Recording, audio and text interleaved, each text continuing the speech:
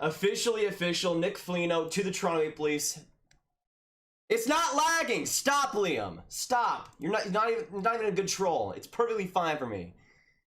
But yeah, I agree. I agree with most of what's been said. I think Toronto overpaid a decent bit, but again, that's the market that guys like Foligno command. Again, what we saw with Blake Coleman and all the other guys that Tampa had to get last year, and they ended up winning the cup. I mean, that's kind of the blueprint. I mean, the NHL is a copycat league, and that's just how it happens. No, I've not seen Hall get traded. I could look back on here real quick. The NHL. I could look back on all the different peeps, but I don't think so. Not yet. It's been rumored that a Hall trade is close, but then the Nick Foligno trade just came out of absolute nowhere. Of course, I remember you, Lemon. Sharaf, my man. There's still that possibility that the 3-team trade with the Kings could happen either. The way I want Hall back. Yeah, that. I mean, the whole situation. Okay, so here we go. We got a little bit more of a breakdown here from Frank Saravelli. So Nick Foligno at 25% of the cap hit, and Stefan Nosen is what Toronto ends up getting. And Columbus will get a first-round pick, a 2022 fourth, retain 50% of salary on Foligno, and then San Jose gets the 4th-round pick, and they retain 25% of the cap hit on Foligno too. So it kind of rounds out all perfectly there. So we have the official trade right now. Once again, for a little bit of a final recount. 1 in the chat, I think the Leafs win this trade. 2 in the chat, I think Columbus wins it. And 3, I think San Jose wins it. Let us know, boys. And is Columbus done with trades, or are we expecting more tomorrow? I don't think they're going to be doing too many more major moves, unless they trade Merzlikins, which I'm not completely sure about.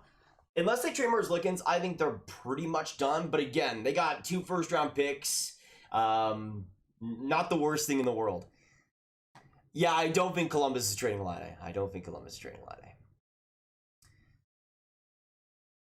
Do you think the Leafs are done for the deadline? I think Nick Foligno pretty much sums it up for them. I don't see there being too many more major moves. I mean, they get Stefan Nosen as well as a depth signing on top of that. I don't think there's too much more. I don't think, I'll just say this, I don't think they're getting Taylor Hall as well on top of it. I really don't see it.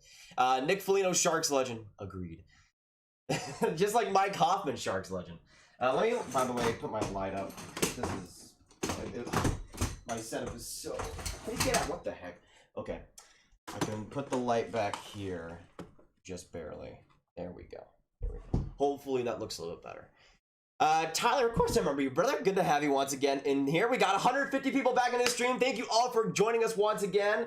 Sorry about the lag issues. And once again, if you are new, hit that subscribe button and hit the notification bell, especially because that's super important, because you would not have known that we would have started another stream and lagged out if that were not the case. So thank you all for joining us once again today. But yeah, I don't expect this to be the last trade even today. We could see Taylor Hall also get moved like pretty soon.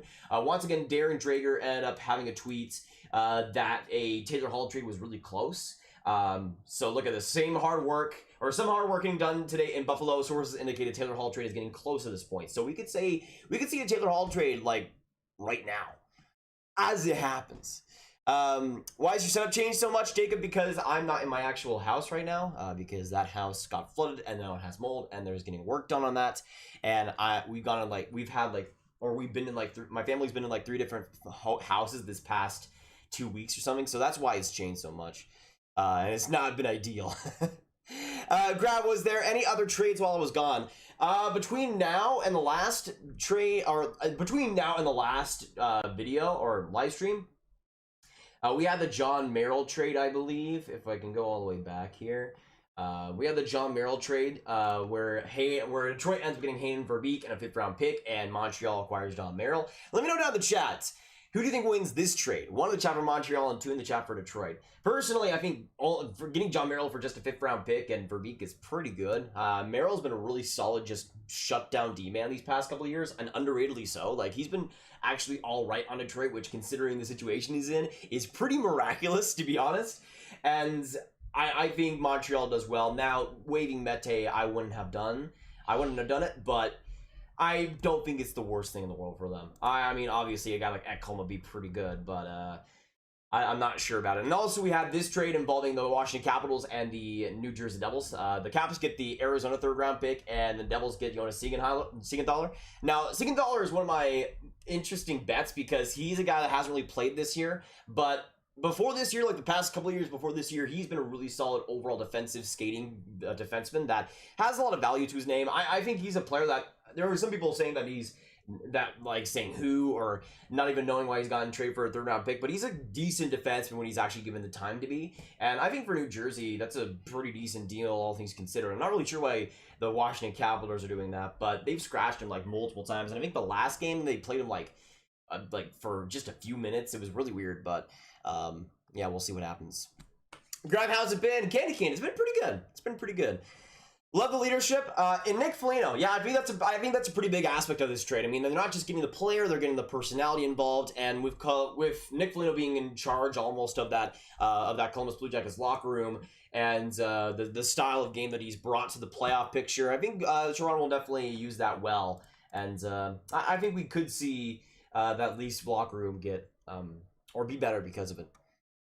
Matthew, what's going on? By the way, let me give some shout outs to the people in this chat. We got Yossi, Legacy, Matthew, Ethan, Amu Point, Dylan, Bobby Orr, Zaf Hockey, OG Gamer, Golden X Gaming, Braden Berg, Austin Roberts, Colin, Adam Watson, Apples, Hockey Arcade, Chase. My name is Jeffy. What is your hair, Brandon? It's a half parts or middle parts.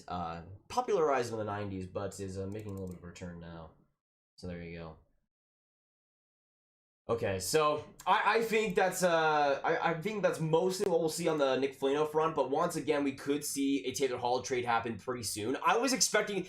Before this trade went down, I was setting up a live stream. I wasn't going to go live, but I was setting up a live stream in case Taylor Hall got traded, and then out of nowhere, Nick Foligno ended up having a deal here. So I've been bamboozled right now, pretty much.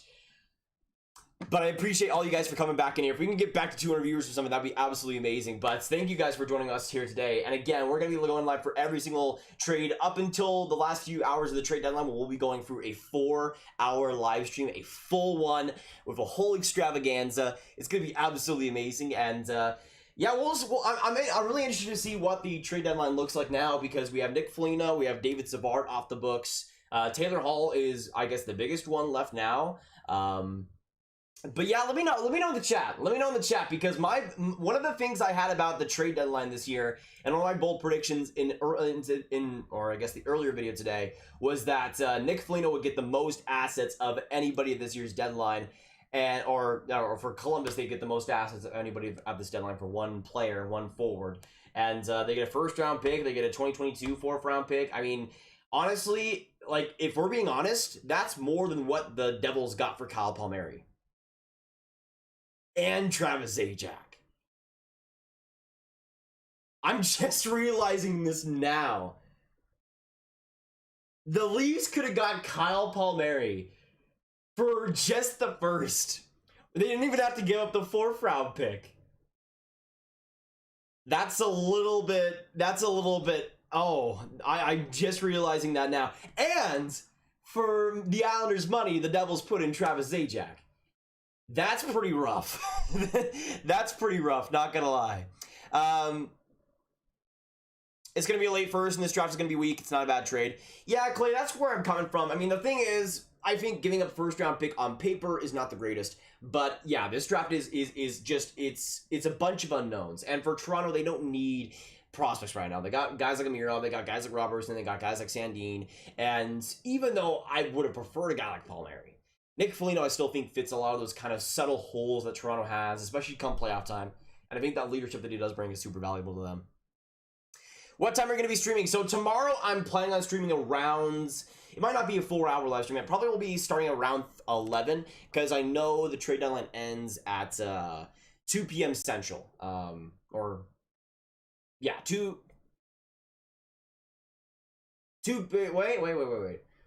Oh. Yeah, 12 p.m. Central.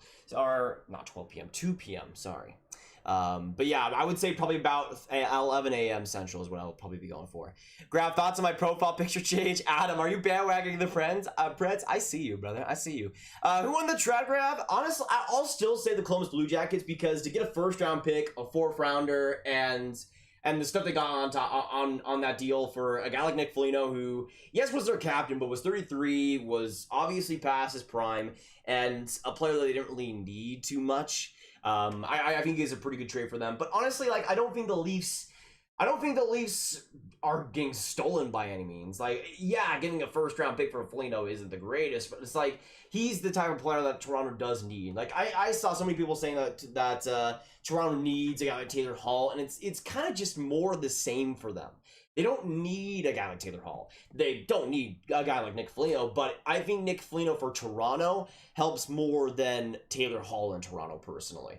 Now, looking at a team like Edmonton, I think Taylor Hall would be a great addition to that team and would fix some issues there. Nick Foligno would fix some issues on Edmonton, sure. But for a team like Toronto that needs a middle six presence that Foligno can fill, I think that's a good trade for them in that respect. And obviously, in that same mold, I would have preferred a guy like Palmieri, but I don't think it's the biggest difference in the world. My favorite team is Detroit. Why are they doing so bad? I mean, lately they've been decent. I mean, who's going to tell them? Who's going to tell them that they're Detroit Red Wings? I'm sorry.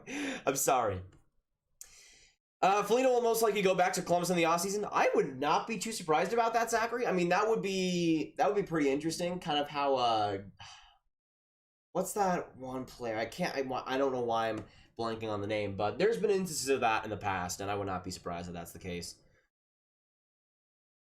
Grab, did you move because the background of your videos are different than a few months ago? Yeah, I did not move. My house has mold, and we're getting work on it done right now. Just know that in about a couple of weeks, we should be back. Go to Ports line. There's big news there. Okay.